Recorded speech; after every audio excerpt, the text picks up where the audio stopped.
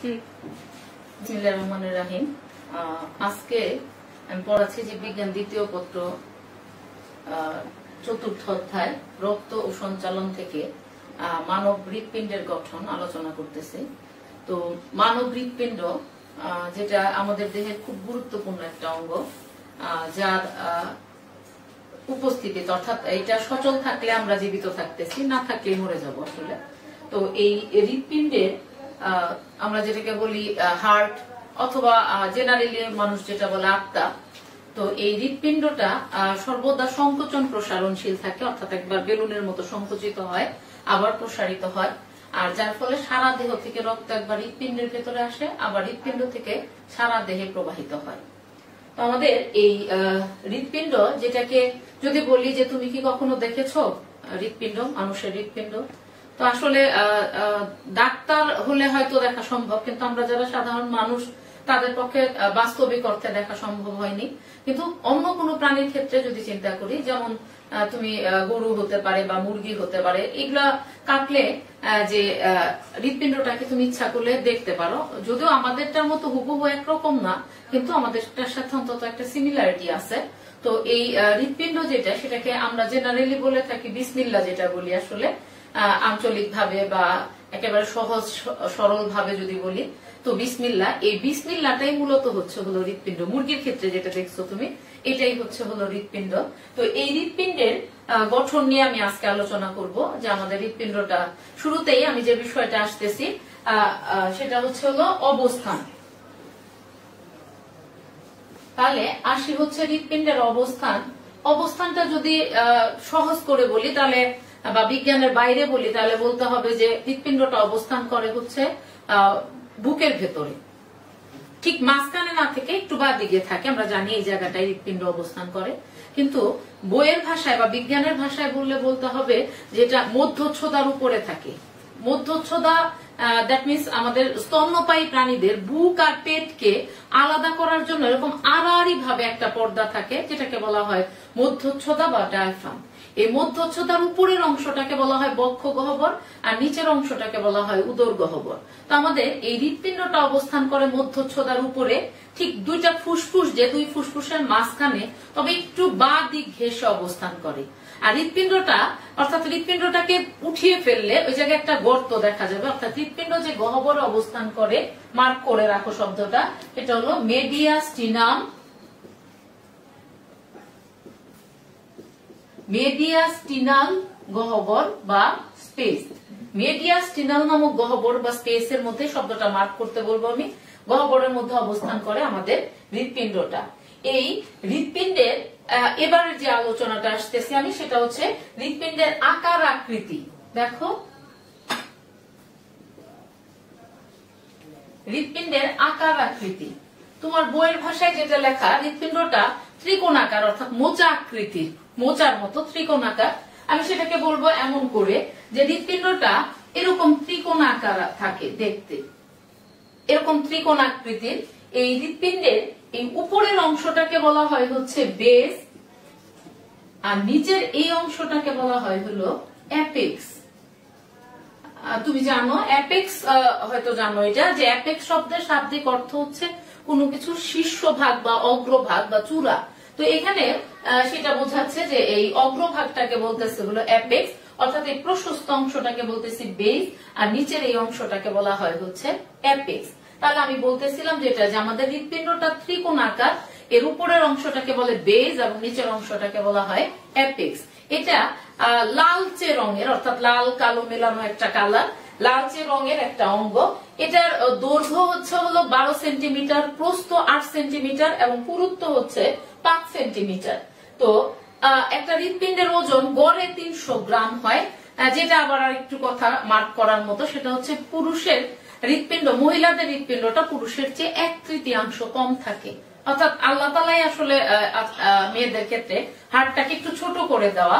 তো এখানে হৃৎপিণ্ডের গড় ওজন আর কি, এটা অবশ্য মানুষের হাইটের উপর ডিপেন্ড করবে, তার দেহের আকৃতির উপর ডিপেন্ড করবে। তো গড়ে এভারেজে ওজনটা, অর্থাৎ আলাদা করে যদি তুমি ওজন দাও হৃৎপিণ্ডকে, তার ওজন হবে হলো 300 গ্রাম।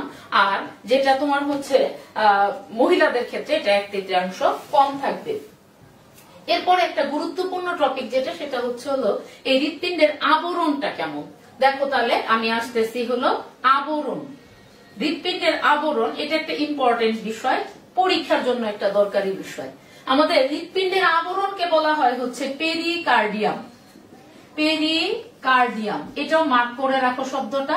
হৃৎপিণ্ডের আবরণকে বলা হয় পেরিকার্ডিয়াম। তো আমি এই হৃৎপিণ্ডের আবরণটা তোমাকে এখানে দেখাচ্ছি। এই হৃৎপিণ্ডের এরকম একটা আবরণ থাকে। এই আবরণটা থাকে, পেরিকার্ডিয়ামটা থাকে 2 স্তর বিশিষ্ট। দেখো আমি একটা স্তর রাখলাম, তার বাইরে এরকম আরেকটা স্তর থাকে। তাহলে হৃৎপিণ্ডের বাইরের আবরণটাকে বলা হয় হলো, এই স্তরটাকে বলা হয় প্যারাইটাল স্তর। প্যারাইটাল স্তর। আর ভেতরের যে স্তরটা থাকে এটাকে বলা হয় ভিসেরাল স্তর। ভিসেরাল স্তর। তাহলে আমি বললাম আমাদের যে হৃৎপিণ্ডটা তার বাইরে ঠিক অনেকটা জামার মতো বাইরের একটা আবরণ। এই আবরণটার নাম বলতেছি পেরিকার্ডিয়াম। পেরিকার্ডিয়ামটা পাতলা একটা স্তর, এটা 2 স্তর বিশিষ্ট। বাইরের স্তরটাকে বলে প্যারাইটাল স্তর আর ভেতরের স্তরটাকে বলা হয় ভিসেরাল স্তর। এই 2 স্তরের মাঝখানে একটা ফাঁকা জায়গা থাকে, আমি ফোঁটা দিয়ে দিয়ে দাগ দিয়ে দিচ্ছি। এই ফাঁকা স্থানটাকে বলা হয় হলো পেরিকার্ডিয়াল স্পেস বা পেরিকার্ডিয়াল গহ্বর। এখানে একটা তরল পদার্থ থাকে, এই শব্দটাও আমি মার্ক করতে বলবো, পেরিকার্ডিয়াল রস বা পেরিকার্ডিয়াল ফ্লুইড। এই পেরিকার্ডিয়াল রস বা ফ্লুইড যে কাজটা করে সেটা হলো হৃৎপিণ্ড তো সংকুচিত আবার প্রসারিত হয়।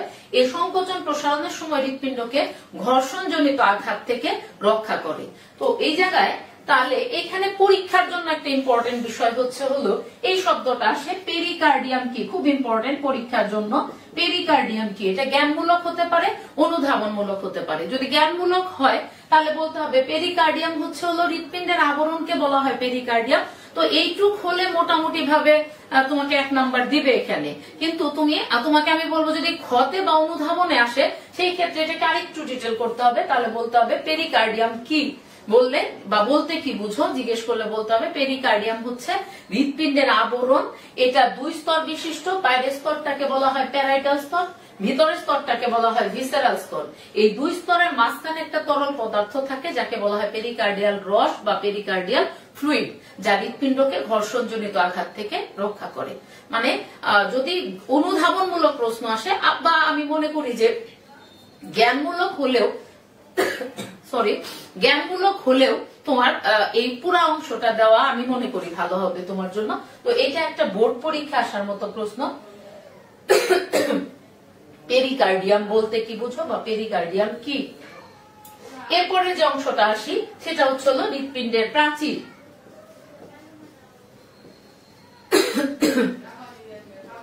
হৃৎপিণ্ডের প্রাচীর। তাহলে এই হৃৎপিণ্ডের প্রাচীর বলতে যেটাকে বোঝাচ্ছি সেটা হলো এই অংশটা, অর্থাৎ এই অংশটা, এই প্রাচীরটা।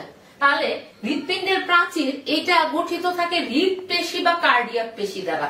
এটাও একটা ইম্পর্টেন্ট শব্দ। তাহলে আমরা বলবো হলো হৃৎপেশি বা কার্ডিয়াক পেশি দ্বারা গঠিত থাকে হৃৎপিণ্ডের এই প্রাচীরটা। আমাদের দেহের আর কোনো জায়গায় কিন্তু হৃৎপেশি থাকে না, এটা একটা অনুচ্ছেদ পেশি। এটা হৃৎপেশি বা কার্ডিয়াক পেশি দ্বারা আমাদের হৃৎপিণ্ডের এই প্রাচীরটা গঠিত থাকে। এই প্রাচীরটা 3টা স্তরে বিভক্ত।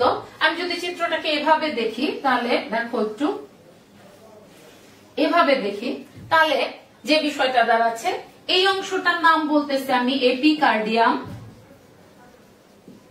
এপিকার্ডিয়াম। মাঝখানে আরেকটা স্তর থাকে, এই অংশটার নাম বলা হয় মায়োকার্ডিয়াম। আর এই ভেতরে একটা স্তর, একটা অংশ থাকে, এটার নাম বলা হয় এন্ডোকার্ডিয়াম। অর্থাৎ এই হৃৎপিণ্ডের বাইরের যে স্তরটা, অর্থাৎ এটা 3 স্তর বিশিষ্ট প্রাচীরটা, এটা বাইরেরটা এপিকার্ডিয়াম, মাঝখানে থাকে মায়োকার্ডিয়াম আর এন্ডোকার্ডিয়াম হৃৎপিণ্ডকে 4টা প্রকোষ্ঠে ভাগ করে। অর্থাৎ আমি এখন যে আলোচনাটা করব আমাদের হৃৎপিণ্ডের প্রকোষ্ঠ কয়টা, এই জায়গায় একটা ইম্পর্টেন্ট বিষয় বলি আমি। এই যে মায়োকার্ডিয়াম বললাম আমি, এই মায়োকার্ডিয়ামটা হচ্ছে সবচেয়ে পুরু স্তর, মোটা স্তর। এই 3টা প্রাচীরের মধ্যে সবচেয়ে পুরু অংশটা হচ্ছে হলো মায়োকার্ডিয়াম। তাহলে এখানে আমি যে বিষয়টা বললাম, হৃৎপিণ্ডের প্রাচীর 3 স্তর বিশিষ্ট, এপিকার্ডিয়াম, মায়োকার্ডিয়াম এবং এন্ডোকার্ডিয়াম। এন্ডোকার্ডিয়ামটা হৃৎপিণ্ডকে 4টা প্রকোষ্ঠে ভাগ করছে আর এপিকার্ডিয়ামটা হচ্ছে এর বাইরের আবরণ। এরপরে যে অংশটাই আমি আসবো সেটা হচ্ছে হলো হৃৎপিণ্ডের প্রকোষ্ঠ। তাহলে আমরা জানি স্তন্যপায়ী প্রাণীদের ক্ষেত্রে, মানুষের ক্ষেত্রেও হৃৎপিণ্ডের প্রকোষ্ঠ হচ্ছে হলো 4টা প্রকোষ্ঠ। এই 4টা প্রকোষ্ঠের এই দুইটাকে বলতেছি অলিন্দ, আর এই দুইটাকে বলা হয় নিলয়। অলিন্দ ইংরেজিতে বলতেছি হচ্ছে অ্যাট্রিয়াম, নিলয় মানে হচ্ছে ভেন্ট্রিকল। তাহলে এইখানে এই অংশটার নাম বলতেছি আমি এটা যদি একটু মুছে ফেলি, এই অংশটার নাম বলি আমি, এই পার্টটা হচ্ছে হলো বাম অলিন্দ,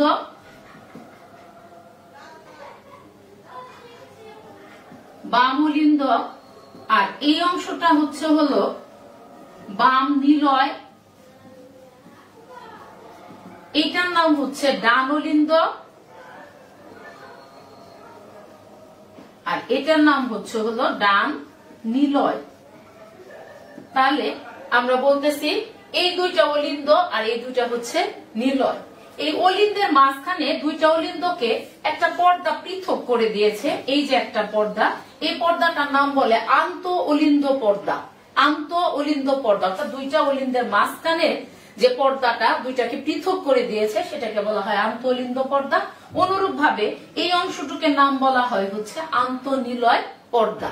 তাহলে আমরা বলতেছি বাম অলিন্দ বা বলতেছি হচ্ছে লেফট অ্যাট্রিয়াম। লেফট অ্যাট্রিয়াম সংক্ষেপে বললে আমি যেটা বলতে পারি LA। বাম নিলয় অর্থাৎ হলো লেফট ভেন্ট্রিকল, সংক্ষেপে আমি বলবো LV। ডান অলিন্দ এটাকে বলা হয় হচ্ছে হলো রাইট অ্যাট্রিয়াম, সংক্ষেপে বলবো হলো RA। আর রাইট ভেন্ট্রিকল মানে হচ্ছে হলো ডান নিলয়, এটাকে বলা হয় হলো RV। এখন চলে আসি যে বিষয়টা, সেটা হলো আমার লাস্ট অংশটা, এটা বলবো হচ্ছে হলো কপার্টিকা। কপার্টিকা। তাহলে আমাদের হৃৎপিণ্ডে কতগুলো ছিদ্র থাকে, সেই ছিদ্রগুলো আবার যেমন দরজা একটা ফাঁকা স্থান, এই জায়গাটা একটা কপার দরজা দ্বারা নিয়ন্ত্রিত। ঠিক এখানে যে আমাদের এই বাম অলিন্দ বাম নিলয়ের মাঝখানে এখানে একটা ছিদ্র থাকে, এই ছিদ্রটাকে বলা হয় অলিন্দ নিলয় ছিদ্র। বাম অলিন্দ নিলয়ের মাঝখানে এই ছিদ্রের এইখানে একটা কপার্টিকা থাকে, এই কপার্টিকাটার নাম বলা হয় বাইকাস্পিড। বাইকাস্পিড কপার্টিকা।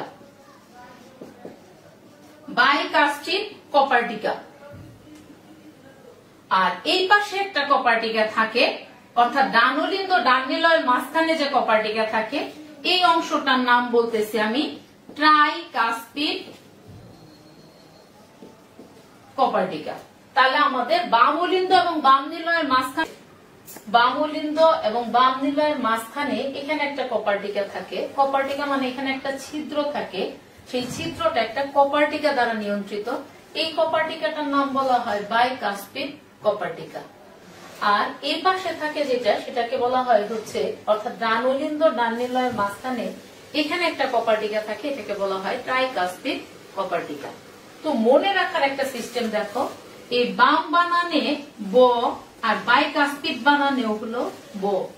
তাহলে বাম পাশে যে কপার্টিকাটা থাকে সেটা হচ্ছে হলো বাইকাস্পিড কপার্টিকা।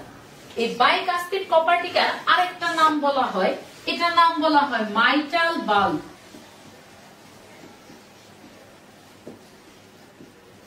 Mitral bulb. তাহলে এই মাইটাল দেখো বাম বানানে বাম, তাহলে বাম পাশে ব দিয়ে বলতেছি বাইকাস্পিড। মনে রাখার একটা টেকনিক, ম দিয়ে বলতেছি হলো মাইটাল বাল্ব। তাহলে বাম পাশে থাকে বাইকাস্পিড কপার্টিকা, অথবা এটাকে বলা হয় হলো মাইটাল বাল্ব। এখানে এটা বাম অলিন্দ নিলয় বা বাম অ্যাট্রিয়াম ভেন্ট্রিকল ছিদ্রপথ। আমি দেখতেছিলাম যে মেডিকেলে ভর্তি পরীক্ষা 18 সালের একটা কোশ্চেন ছিল এরকম, মেবি 18 সালের কোশ্চেন, যে এই বাম অর্থাৎ লেফট অ্যাট্রিওভেন্ট্রিকুলার ছিদ্রপথে কোথায় বাইকাপস থাকে, মানে বাইকাস্পিড থাকে আর কি, বাইকাপ থাকে। কাস মানে পত্র বা কপার্টিকা মানে কপার। তো এখানে আমি এই বিষয়টা আসি যে বাই কেন বলবো। বাই মানে তুমি জানো দুই।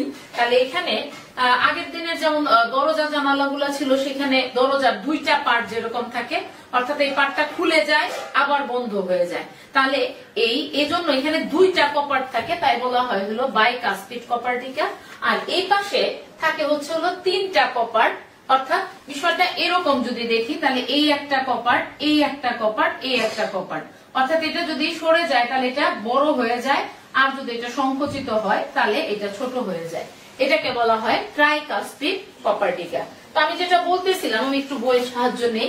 18 সালের একটা প্রশ্ন ছিল মেবি এটা, হৃৎপিণ্ডের কোন কপার টিকা 3টি কাস্প থাকে না, 3টি কাস্প থাকে না। তাহলে আমরা বলতেছিলাম ট্রাইকাস্পিডে থাকে হচ্ছে 3টা কাস্প, কিন্তু বাইকাস্পিডে থাকে 2টা কাস্প। কাস্প মানে কপার, তাহলে এখানে 2টা থাকে। তাহলে প্রশ্নটা ছিল 18 সালের মেডিকেলের পরীক্ষার একটা কোশ্চেন ছিল যে হৃৎপিণ্ডের কোন কপার টিকায় 3টি কাস্প থাকে না। তাহলে আমাদের উত্তরটা হবে হলো এই বাইকাস্পিড কপার টিকায় 3টা কাস্প থাকে না।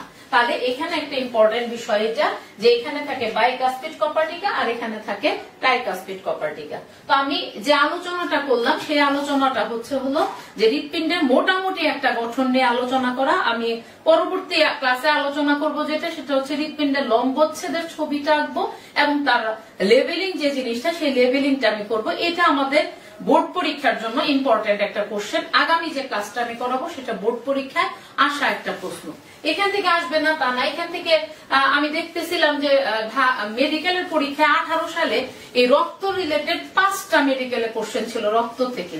সেখানে বুঝতেই পারতেছো যে রক্ত চ্যাপ্টারটাকে তোমাকে কিভাবে আত্মস্থ করতে হবে, কিভাবে পড়তে হবে।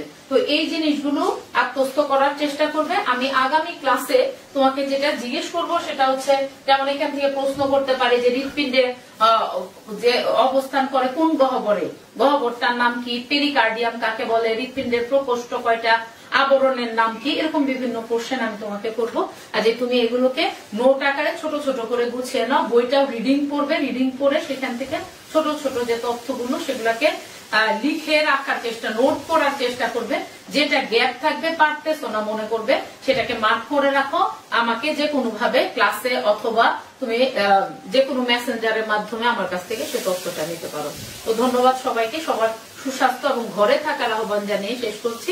ধন্যবাদ সবাইকে, আসসালামু আলাইকুম।